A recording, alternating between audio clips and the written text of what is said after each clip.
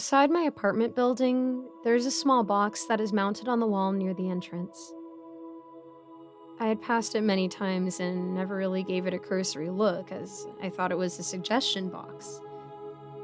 It was during a rainstorm that I actually looked at it for the first time, and when I read the title, I was confused.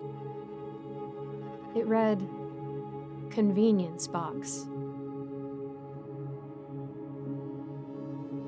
And I thought it might be some sort of valet parking system or whatever the residents had come up with. The apartment wasn't exactly the high-end type to have its own underground garage, but a middle-of-the-century building. The apartment I rented was one half of a full apartment that gave me one room, bath, and a living space. This box confused me, and I tried to ask my neighbor about it, but she didn't know either. I tried to ask the landlord about it, but he was just as confused as I was, so I forgot it. One day, I was returning home from work, and I saw this old lady slip a paper into the box and was also entering the building. So I tried to speak to her about it, but she didn't reply. As we entered the building, there's a set of elevators across the entrance and stairs on the right to the rest of the building. She turned to walk left to a door that I always saw as a maintenance door. She opened the door and promptly stepped inside. The darkness within was absolute for some reason, and it was like she was just gone. I walked closer to the door, and just as I about reached it, the door slammed shut. I got annoyed at this rude behavior and started knocking on the door for an answer. After minutes, the door opened to reveal a well-lit room that was indeed for the maintenance and security. I looked completely confused by this, and the guard who answered the door told me off for shouting at him. I asked him about the old lady and the darkness, and he looked at me like I was insane. He warned me again about wasting his time and then closed the door.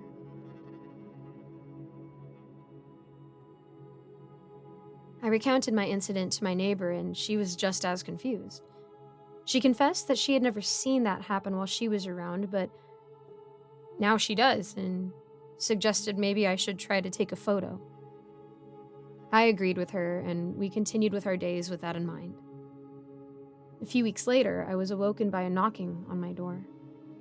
It was the guard who was asking around about my neighbor. She hadn't been seen for more than 4 days now, and her parents had the police also look for her. I told him that I haven't seen her for more than a week as our schedules were different. He requested that I keep an eye out for her. I asked if there was any footage of her last day in the building, to which he looked confused as he said she was last seen following an old man into a building, and just as they entered, there was some electrical fault in the building, and the footage stopped for a minute and then resumed, and she was gone. They tried to look for the old man and even asked around to anyone who might know him, but nothing.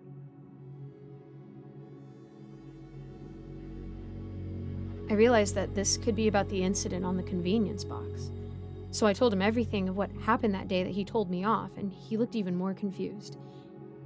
I then decided to try and see what I can find out about that box. I wish I didn't bother to begin with. Turns out that the box had been there since the building was constructed, and no one knew anything about it at all. I decided to stake out the box in my free time and see if there was another person using it.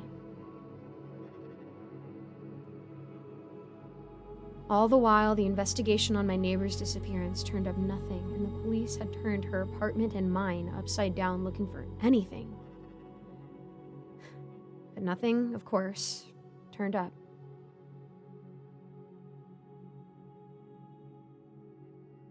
It was on the 5th time of waiting that I saw an old man walking to the building, then reached the entrance and then looked around to see if there was anyone looking at him. I was in the building, sitting at the far corner behind a large vase, saw him take a slip of paper out of his pocket and slip into the box and then turn and enter the building. I then ran out in front of him and began asking him what he slipped into the box and why he is here.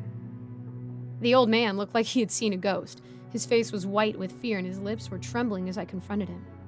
He didn't say anything. He stayed silent and tried to turn and walk away, but I relented and kept moving to block his path. He didn't say anything, and soon his feet gave out and he sat down on the floor. I was only looking for a quiet way to go. Please let me go. I did not hurt anyone. Please let me go. Not before you tell me what's going on. I have a friend missing, and she might have entered the door without placing anything in that box. His eyes shot up and looked at me, and I saw that fear in his eyes turn to something even more primal. She what? No. No. This is not supposed to happen. No, this is not supposed to happen. What wasn't supposed to happen? The old man looked at me and got up, and it seemed that he had gotten a second wind and grabbed me by the shirt. The box is all that is keeping everyone in this city safe. There are beings that were here before us, and the price for safety is one of us to sacrifice our last few years. I asked what beings that he was talking about, but he began dragging me to the door. As we got closer to it, I saw the dark wisps of smoke coming out from under the door. Reaching the door, he held the handle and pushed the door inwards. Inside was dark, and I couldn't see anything. He let go of my shirt and walked in. I was too stunned to see what was happening, and he was gone. I shifted and moved to look in. I was sucked in and found myself in a graveyard of old machines. They looked older than anything I had ever seen before. I saw the old man in front of me, and I tried to call out. But then I began seeing the movement all around us, bodies of things moving closer to him.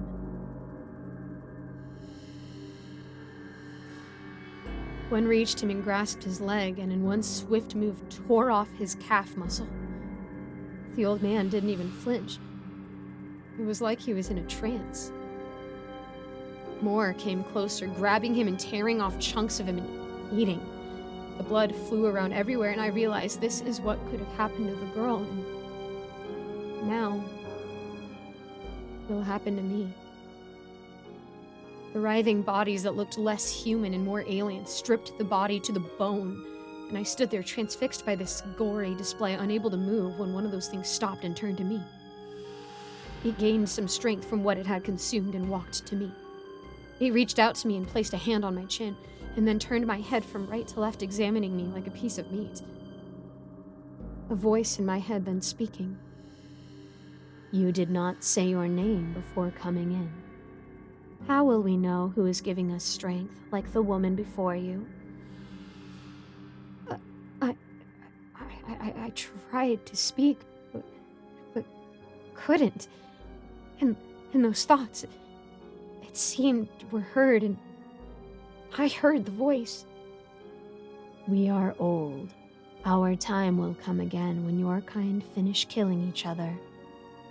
You are lucky, we are full.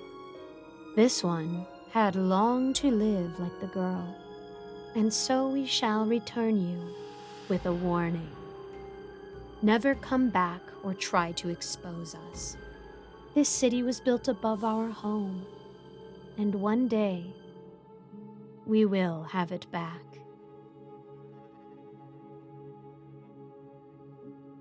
I closed my eyes, and next thing I knew, I woke up in front of the door in the apartment building. No idea how I came here or who brought me. I moved out of the apartment within a week and never looked back. If you live in that apartment in the middle of the open space, I urge you to leave that place.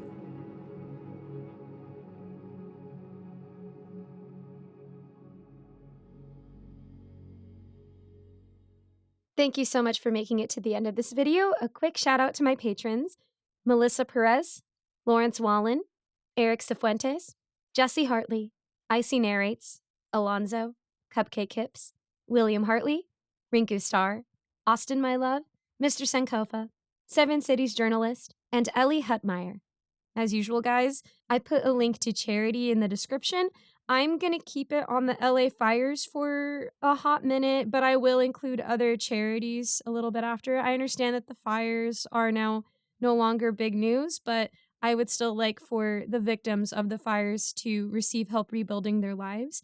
And as I have been saying, even if that includes you unsubscribing from my Patreon for a while just so that you have something to donate to them, I highly encourage that and I will not be offended. And as usual, feel free to reach out to me on any social media. Let me know how I can be praying for you, and I am more than happy to do that for you. God bless you guys, and I'll see you in the next video.